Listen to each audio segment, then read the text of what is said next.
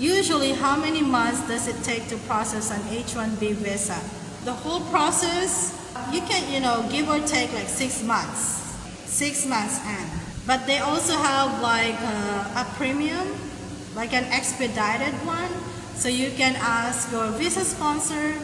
Usually if it's urgent, they usually end up, doing the premium H-1b visa application. So it's faster. Can we look for an apartment or a boarding house near the school we are teaching so we don't need to spend for a car? Yeah, you can do that.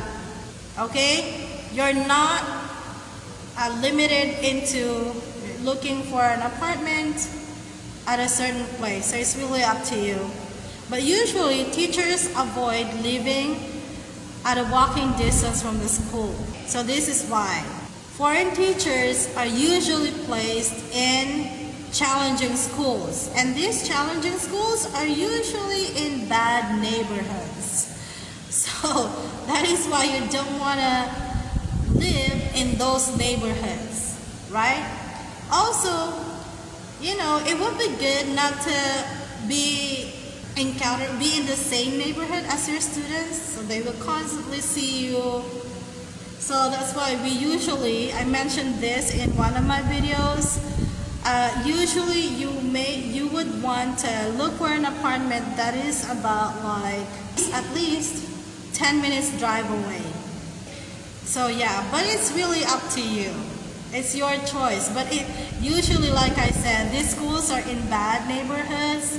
So there are Title I schools. Title I schools, there are, coming from low-income families. So, for instance, my school is a Title I school. It's a school right at the, downtown Orlando, where, possibly shootings happening. So you don't want to live near your school. But if you have seen the school, if you know your school already, you can use Google to find out about the neighborhood. If it's a good neighborhood, usually it will be expensive, right? If it's a good neighborhood. So it'll be safe, yeah, but it'll be more expensive. So it's really up to you. So I would suggest, if you already know your school, search about the neighborhood. If it's a safe place, then go ahead and look for an apartment that is close by the school.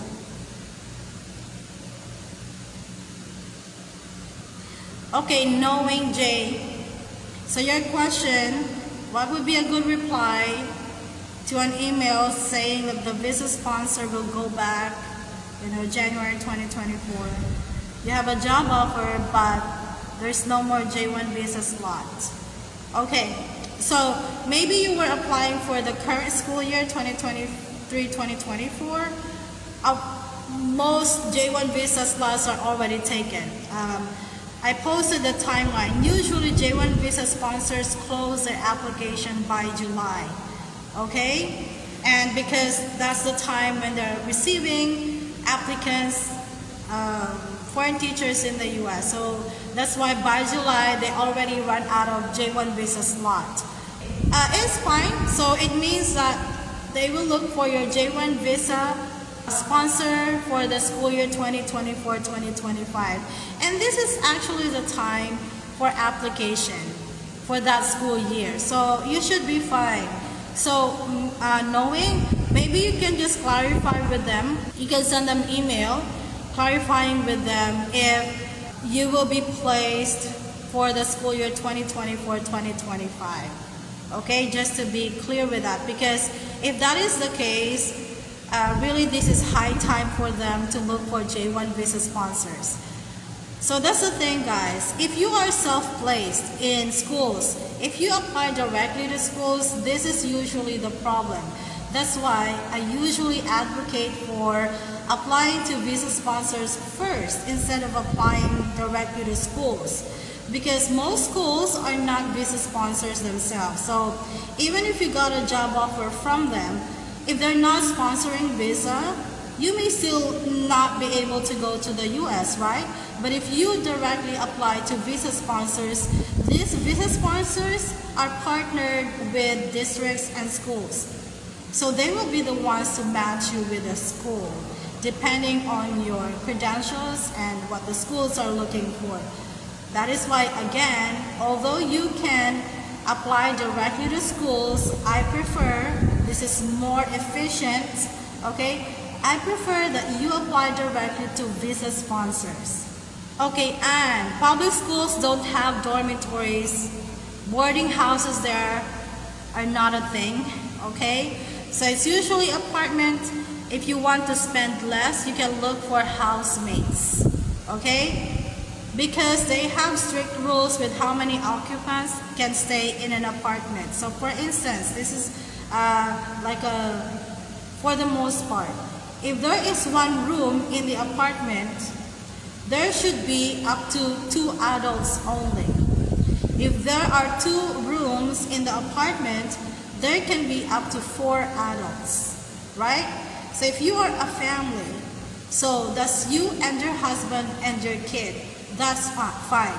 But if there is another adult, your leasing officer will talk to you about, getting extra payment for that 3rd adult, if you get what I mean, okay? So it's not like in the Philippines where you have an apartment and there's 10,000 people staying in that apartment. Okay, I know that's an exaggeration, but they have a strict rule in the number of occupants in a household, okay? It depends on how many rooms there are in the apartment.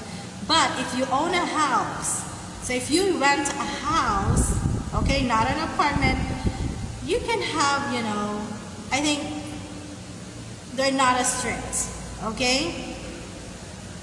So you can have many occupants in the house if it is a house, right? But if it's an apartment, they're strict with the number of occupants.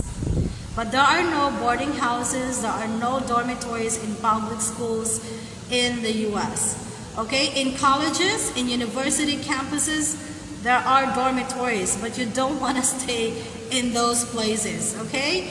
Actually, you don't want to live in apartments that are near universities.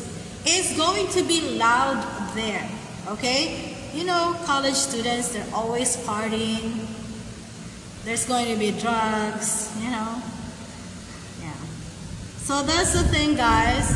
Unlike in international schools in Asia, in Europe, where they have accommodations for teachers. So in the US, it's not a practice there. So you have to go look for your own apartment or your own rental house if you want a house and not an apartment.